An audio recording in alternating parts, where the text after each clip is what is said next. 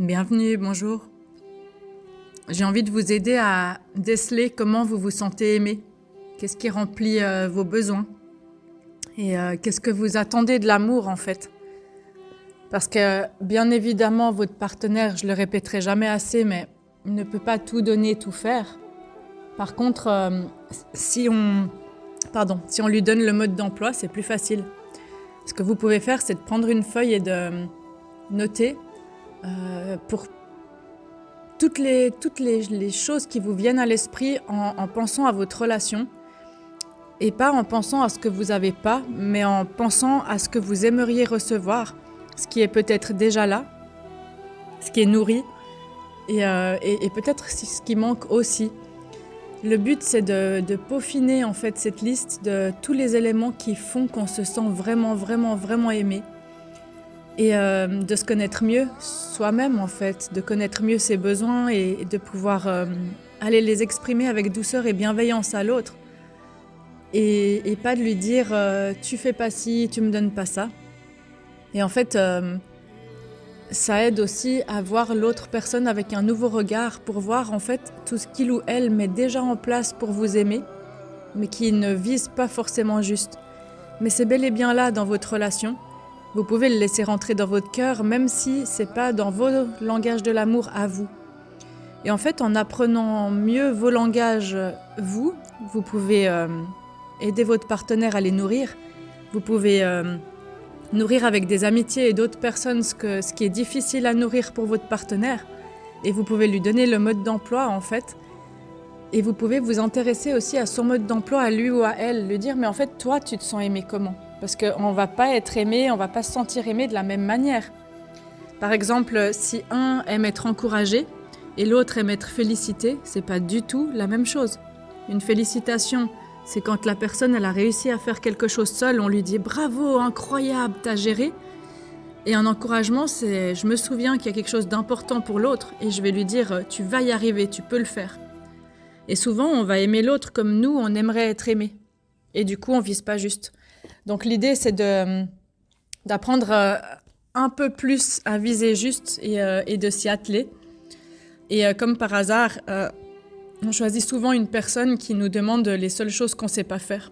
Donc en fait, en stretchant ça, on réintègre en fait des parties perdues en nous et on récupère des compétences. Et ça, c'est assez chouette.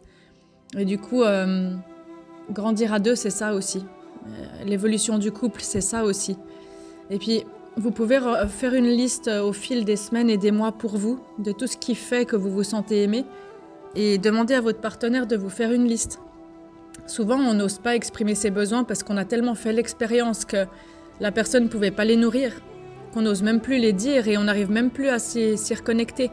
Mais c'est aussi de s'autoriser à rêver et que les deux membres de la relation s'autorisent à rêver de nouveau. C'est-à-dire, je ne vais pas attendre que tu remplisses immédiatement tous les critères, mais par contre, je te remercie déjà de t'y intéresser. Et à chaque fois que tu vas essayer, je vais avoir de la gratitude parce que ça serait de l'énergie mise au service du nous, de notre lien, de notre belle relation. Et pareil dans l'autre sens. Et en fait, quand les deux essayent d'aimer l'autre un peu mieux au fil du temps, c'est aussi ça l'amour, tout simplement. Du coup, moi, ce que je vous invite à faire, c'est de vous poser la question comment j'aime être aimée et vous notez au niveau du regard. Est-ce que je me sens aimée quand l'autre me regarde et comment, avec quel regard? Au niveau des cadeaux, des grands cadeaux, des petits cadeaux et au niveau du temps ensemble, du temps passé ensemble, est-ce que c'est du temps de connexion émotionnelle, de partager ce qu'on ressent ou est-ce que c'est du temps de faire des activités ensemble? C'est quoi des moments de qualité, du temps de qualité pour moi? Et c'est quand? Et c'est combien de temps? Les attentions, les petites et les grandes attentions. Par exemple, un post-it sur le frigo le matin avec un smiley. Les projets, pour certaines personnes, c'est des projets en commun. Les petites pensées dans la journée ou dans la semaine. Ça peut être les encouragements, les félicitations, les remerciements, les compliments. Ça peut être des services qu'on rend. Ça peut être que l'autre s'intéresse à mon émotion et dire comment tu vas en ce moment. Ça peut être des touchés affectueux, ça peut être des touchés qui allument, ça peut être des touchés sexuels, ça peut être de l'écoute, Ça peut être du respect de ma bulle quand j'ai envie d'être seule. Ça peut être des demandes d'affection ou des propositions d'affection. Ça peut être des prises d'initiative de la part de l'autre. Et faites une liste. Vraiment quand, de quelle manière et à quel moment. Pour pouvoir être le plus précis ou la plus précise possible avec l'autre. Par exemple, si mon besoin c'est j'ai besoin que l'autre soit connecté à moi en rentrant du travail, je précise encore plus, c'est j'ai envie que tu sois connecté à moi en rentrant du travail, en prenant 2 minutes pour venir m'embrasser, en me regardant, avant de faire autre chose avec amour. Ça, c'est précis. Et en fait, une chose qui peut vous aider dans la vie de tous les jours à déceler en fait vos langages de l'amour, c'est de voir ce qui vous frustre, ce qui vous énerve, ce qui vous rend triste, ou dans les moments où vous fuyez la relation, où vous n'avez pas envie d'être connecté à l'autre. C'est souvent qu'il y a un besoin qui n'est pas nourri.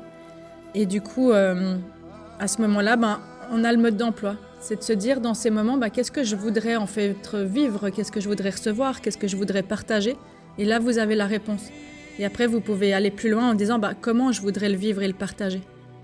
Si vous vous connaissez mieux, de vous à vous, vous allez pouvoir aider l'autre à beaucoup mieux vous connaître et mieux vous aimer aussi. Parce que souvent, on pense que l'autre a une baguette magique et devrait deviner. Mais l'autre personne, même si on lui a dit une fois il y a 10 ans ou il y a 6 mois, la personne elle n'enregistre pas forcément, ou elle n'ose pas le faire, ou elle ne sait pas comment le faire, ou elle se dit que si elle essaye, ça ne va pas être comme il faut, donc elle n'ose pas. Il y a plein de raisons qui font que votre partenaire n'essaye pas ou n'y pense pas. Et du coup, de vraiment faire une liste, ça peut aider. Et après, je ne parle pas de la même chose que vous avez déjà demandé 150 fois. Et là, si ça ne marche pas, c'est peut-être de demander à l'autre, de dire « Mais en fait, est-ce que tu te sens capable ? Est-ce que tu as envie d'essayer ?» Et si la personne, elle vous dit non, là, vous ne pouvez rien faire. Voilà. Et du coup, vous pouvez compléter avec le podcast sur les langages de l'amour. Le livre des langages de l'amour, c'est une bonne base. Il est vieillot maintenant. Mais c'est une bonne base pour explorer ça. Alors à vous de jouer, et puis moi je vous souhaite une bonne exploration. Et vous allez voir, les langages de l'amour individuels, ils changent au fil du temps. Vous pouvez vous sentir aimé de telle ou telle manière aujourd'hui, et peut-être que dans 6 mois ou dans 3 ans, ça sera complètement autre chose. Parce que des fois, ces langages-là, ils viennent nourrir une blessure. Quelque chose qu'on aurait tellement voulu recevoir enfant, et en fait, une fois que on a mis assez de pansements, de baume, de sparadrap sur cette blessure, elle réagit moins. Et on a moins besoin d'aller nourrir cette chose particulière. Donc ça change aussi au fil du temps. Et c'est chouette de pouvoir se redécouvrir soi-même dans son évolution. Et de pouvoir redécouvrir le couple et le partenaire aussi là-dedans. Et de célébrer les pas qui sont faits et d'honorer tout ça. Voilà, moi je vous souhaite une belle fin de semaine et merci pour votre écoute. À tout bientôt.